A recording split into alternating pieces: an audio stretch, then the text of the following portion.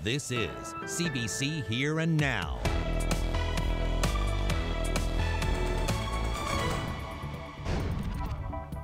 The call could come at any moment. It won't tell you where you are on the list, just that you're on the list. An officer's life on hold. New Year's nerves. We have a spending problem. Government gets some advice from the St. John's Board of Trade. And high winds, no match for determined Boxing Day shoppers. I definitely think it's worth it. It's like $200 off today. It's only been 2 hours and 20 minutes. Oh. We're still waiting. Well, tonight is a night to stay cozy, warm indoors if you can. It's windy, it's cold in some areas. We'll see more of the same tomorrow. Details are coming up. Good evening, everyone. Let's get to our top story this evening. High winds whipping across much of the province today. One mayor says it's the worst wind he's ever seen. Here and Now's Martin Jones has our top story. This Coleman's trailer in Port aux Basques lifted up and onto its side. The roof of Home Hardware ripped off and dropped onto the parking lot below. The west coast was pounded today with severe winds and reduced visibility. Flying debris damaged vehicles. High winds tore siding off homes. Port aux Basques mayor says high winds are nothing new, but this weather system is particularly intense. Wow, yeah, I've never seen seas so angry looking as this. I was just down there myself taking a look at it. They just look angry. And they're crashing against the shoreline down there. You know, it's just wicked seas out there. I don't think Marine Atlantic is going to go anywhere for a while yet. He's right. Marine Atlantic didn't go anywhere, at least not today.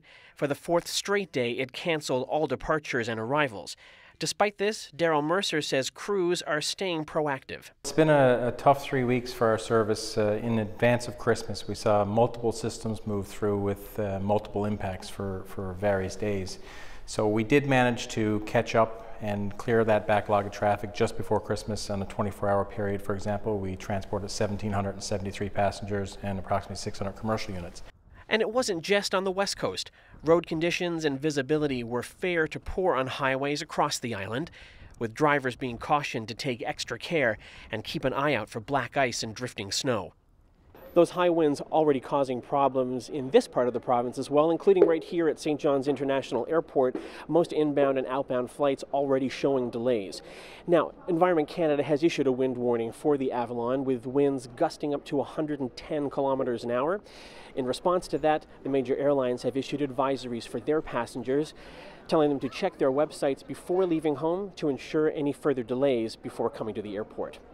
Reporting for Here and Now, I'm Martin Jones. And with the kind of wind we've seen today, you have to wonder what it would take to get people outside. Well, it seems Boxing Day sales at stores like Best Buy on Stavanger Drive did the trick for some here in St. John's. Do you think that the deals are worth all of the crowds and things like that? It's a good question. It's been here about an hour and a half now waiting this line, so, you know, it's been a long time, but I definitely think it's worth it. It's like $200 off today, so, you know, worth putting up with it for sure. Oh, we were looking for a iPhone, and we were successful. You were successful. We got what we wanted.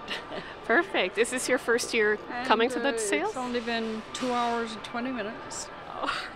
And we're still waiting. Oh, just looking around, see if there's any post-Christmas deals, and we're looking at building a house in the spring, so appliances and TV things, that kind of stuff. So you guys woke up at 4 to come here for the Boxing Day sale? Yes, we did, yeah. Why would you do that? Well, there's some really good deals. And this TV in particular we had our eye on, and we saved a ton of money. It's probably better to come here today, because if you come here today, it's less money. But if you do it before Christmas, it's probably not on sale. So I would come here. If we want something we really like, you know, we'll wait till the Boxing Day sales. Anyone brave enough to face those sales knows just how windy and cold it was. Let's bring Carolyn Stokes in now to talk about the weather. Carolyn, any word on when this is going to let up? It seems like it's been going on forever. Yeah, you know, it's going to continue tonight and throughout the day tomorrow. It will ease off a bit tomorrow for many areas, but it's still going to be a really blustery, cold day tomorrow. So let's have a look at all of these watches and warnings that are in place. You can see right from the Northern Peninsula east, right down along the exterior of the island over to Burgeo Claudio and Ramia, there's a wind warning in effect. Gusts of up to 110 kilometers an hour tonight, and we have a snow squall warning in effect for the Deer Lake area, and right up along the west coast, a blizzard warning. So hazardous driving conditions, blowing snow. It's a really, really nasty evening. Should taper off by morning on the west coast. And for Labrador, they're also taking a beating here along the coast. Nain, Hopedale, wind warning in effect there. Winds also upwards of 110 kilometers per hour. A blowing snow advisory there. A winter storm watch for the Makkovik area. They could get up to 40 centimeters of snow by the time this system moves off tomorrow night, and very, very windy there as well. And a special weather statement down from Rigolette down to Norman Bay and Upper Lake Melville. So lots and lots of weather happening tonight. And you can see these winds will continue throughout the evening. Makkovik, gusts of 105. And over here in the east, we're also looking at those triple-digit gusts. And as the night continues, things will start to subside a little bit, but you can see as we get into tomorrow, it's still going to be very blustery throughout the day, just not quite as bad tomorrow. It will remain quite windy, though, in the northeastern part of Labrador. I'll have a look at your long-range forecast coming up a bit later. Fred? Well, thank you, Carolyn. Taking a look at some of the other news making headlines this evening. A man once accused of harassment by Premier Dwight Ball has pleaded guilty to drug trafficking charges. Jarrett Cody made a brief appearance at Newfoundland and Labrador Supreme Court in St. John's this morning. 2 years ago, he was charged with possession of oxycodone and hydromorphone for the purposes of trafficking. Cody had originally pleaded not guilty. A 3-day trial was set for next month, but he changed that plea today. He's now due back in court in February for a sentencing hearing. A local RCMP officer is anxiously awaiting a special gift this holiday season. Shane Burridge is on the wait list for a kidney transplant. He wants to raise public awareness about the difficulties of dialysis and the importance of organ donation. Here Now's Jen White has his story. Shane Burridge's life is on hold, waiting for the phone to ring. You got to have your bag packed. You got to have your cell phone on, because the call could come. And you've got to make a beeline to Halifax as quick as possible. The RCMP corporal from Elliston has been on the wait list for a kidney transplant since February. He was diagnosed with lupus in 2009 and has been on dialysis for almost 5 years. Dialysis days are write-offs because you get up at 5:30 in the morning, you go to the hospital, you come back, you get something to eat. You have a nap for probably 3 hours. You wake up and it's dark, and especially this time of year. Those treatments take 4 hours, 3 times a week. A machine takes your blood, cleans it, and then puts it back into your body. You learn pretty quickly that dialysis certainly takes over your life, and what you could do before as a regular strong person, you really have to take it easy. Burridge knew he wanted to be a Mountie since grade school. In September 2016, he made the difficult decision to step back from his dream job. The dialysis was failing. I wasn't feeling as good as I should. And you try to put on a strong show, but it just wasn't happening. It just wasn't happening. But he's not ready to give it up. Burridge is hopeful he'll get his transplant soon, and with it, freedom. No more dialysis and get back to work. Go on with my life and go on with my wife and live, travel, just the small things. Truly is the gift of life. You know, there are a lot of people in this province that are awaiting a kidney transplant, and you really don't have anything unless you have your health. And I've known that for a very long time. He has some advice for those who are on a similar journey. The road is long, but what I'm told is never give up hope. And I've always been a fairly positive person, and I'm not going to let anything like dialysis get me down. I'm going to keep pushing and pushing, and the stronger I get, the more I fight. And so here I am.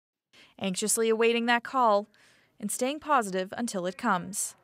Jen White, CBC News, St. Phillips. Well, through sleet, sun and snow, one West Coast runner isn't letting the weather slow him down at all. He didn't even take a break on Christmas Eve. Derek Callback lives in Pinchgut Lake just outside Corner Brook. He's been running every single day for a year. Callback's a former smoker, and by the end of 2017, he will have ran 3,600 kilometers.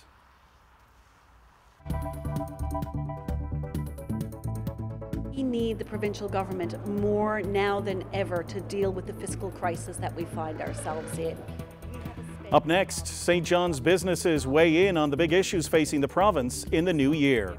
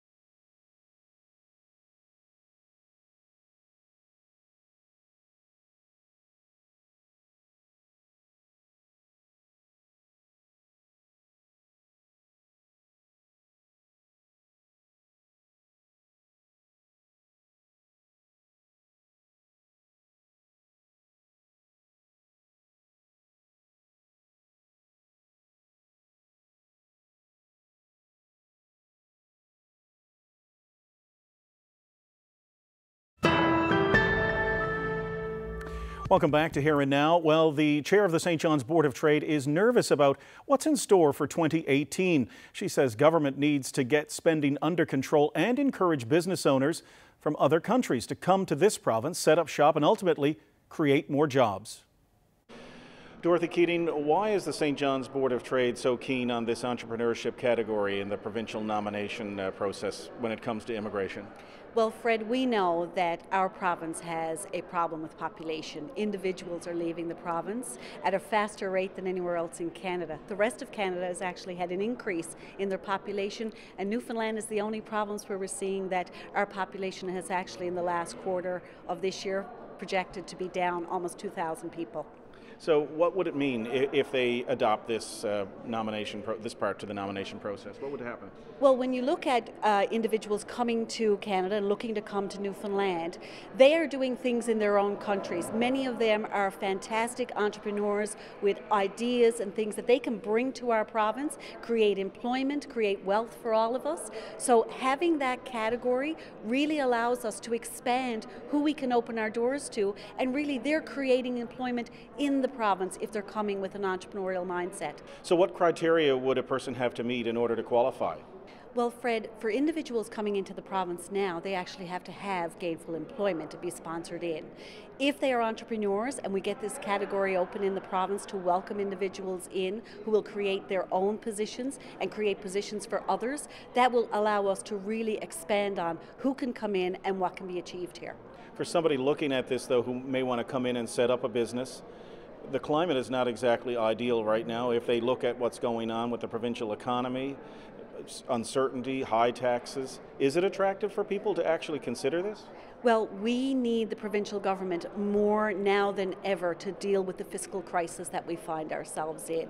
We have a spending problem. The government has acknowledged it. We've said it repeatedly. It is something that every Newfoundlander and Labradorian knows and understands that we have an issue with. What we need from this government is to deal with that problem and what that entails. Right now, we need to make sure that they don't do anything to handcuff ourselves or anyone else in the province as they work through this, and they need to get and deal with this fiscal reality that we are in. So for folks who are already here working, have established businesses, they're feeling the pain already. What's your advice to government? What are your members telling you that needs to be done, something that could ease the burden in the coming year through 2018? It is critically important for this province to have an environment that's opening and welcoming to business. It is exceptionally important for this government to get their spending under control. Is it welcoming now? To businesses in the province. There is welcoming amongst the businesses in the province to get businesses to come in. Our issue and barriers are that our taxation system is so high. For individuals to want to choose to come to Newfoundland and Labrador, we have to remain competitive, not only with the rest of Canada, but on the international front as well. So having Newfoundland and Labrador business friendly, a climate where red tape is reduced, business is enabled, it's welcomed, the provincial government activities actually look at, encourage and foster that type of activity is extremely critical for us as a province. And our spending needs to get under control. Businesses coming here have to see that the government is taking that under control so that they're not looking at the potential of further increased taxation facing us when it's not under control. Are you nervous heading into 2018 or optimistic, or a little of both? I am nervous heading into 2018. Our members are nervous in terms of what the government will do in terms of their collective agreement with the unions that they are dealing with and what they will need to do there and what they are willing to do there. Will they be looking at long-term strategy and the health and wealth of the province, or will they be focused on the next election? Dorothy Keating, thanks for your time. Appreciate it. Thank you very much.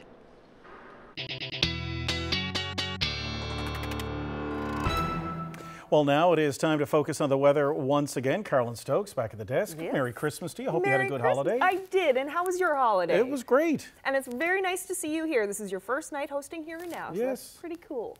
Together again after many years.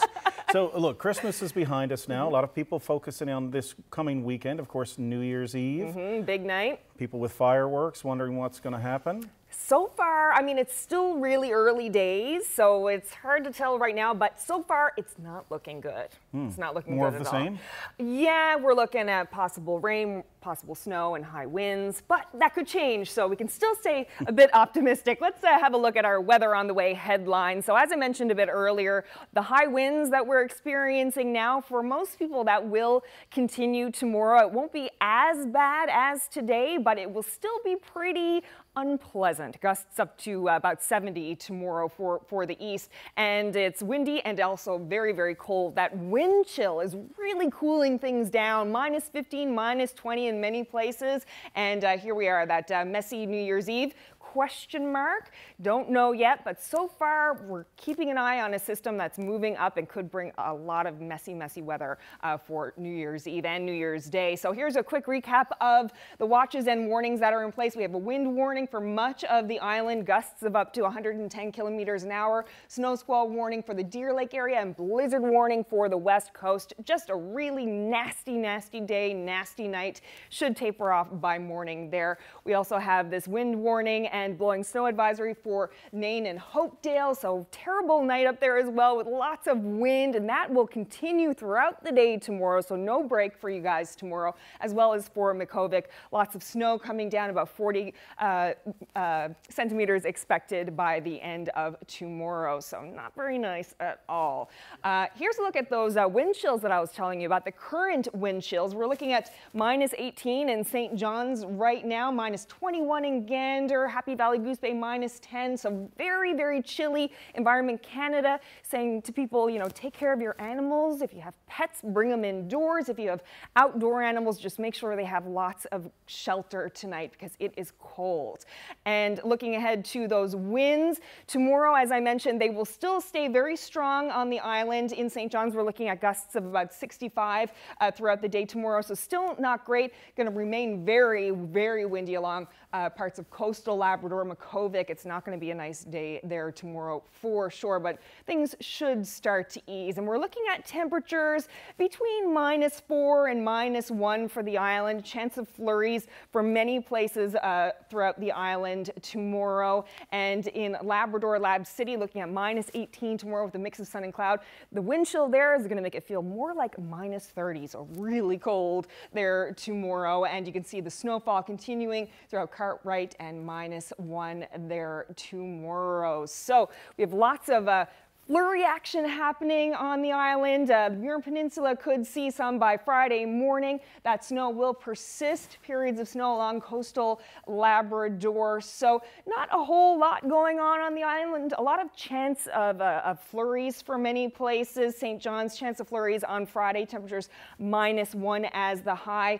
And chance of flurries in central parts of the island as well, and more snow coming for Nain, -10 as the high on Friday. So then as we start to move into the weekend, this is where things start to really kind of take a turn. You can see the system that's coming up on Saturday morning. So that's going to bring some snow, and you can see that mix of snow and rain here. So it's still questionable about where that is going to land, but we are keeping an eye on that for New Year's Eve. So we'll see how that goes. So temperatures on the island on Saturday, we're looking at between -5 and -1, and in Labrador, -20 in Lab City. So really cold day to start the weekend. And here we are for our 7-day.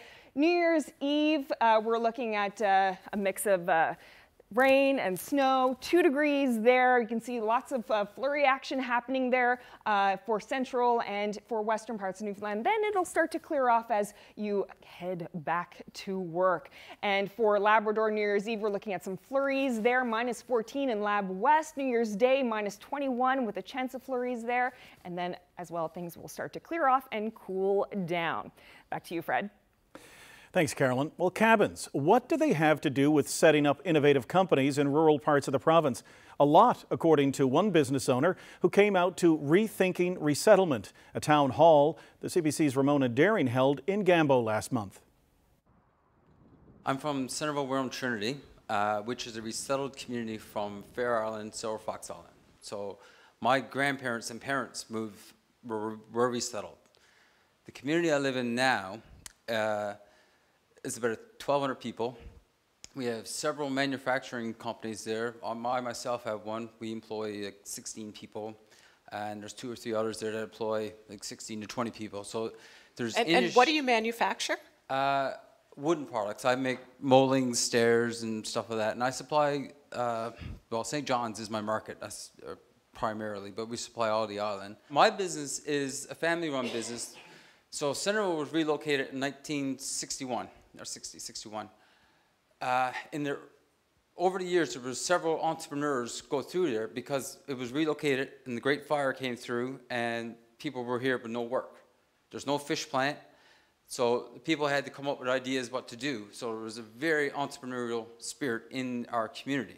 Some communities, sure, resettlement will have to happen, and I totally support that. But communities that have people in it that want to be there, and this is kind of the key to, someone said earlier about money, about assistance for small businesses. The trick to small businesses is having somebody in that town that wants to be in that town, and then those people will make it work. You have to be creative, and we are creative companies in order to work. So we continuously innovate simply because we have no choice but innovate. We now rely on things like Pinterest and stuff like that, where customers are sending us images, and we can then use our CNC equipment, which is virtually state-of-the-art, and make what needs to be made locally versus import it from China or Chile, wherever. I moved back from Ontario in 2003. The average workforce in my plant was, I say, in the early 50s. Now my average workforce is probably 40, and that's because I've brought young families back home to work because I've targeted the people I knew that wanted to live here, and they choose to live here. One of my tricks, I think, when it comes to having a stable workforce is make sure they have a cabin. Because a cottage in Newfoundland is $10,000, $20,000. You go to Algonquin, you're looking at 10, 20, you're looking at about $1 million, right? So you got to put things in perspective. We have better food than anywhere else because we eat fish and lobster and everything that we can get, and we have the best recreation place in the world. So it's a selling job. It's a selling job. Thank you so much for sharing all of this with us.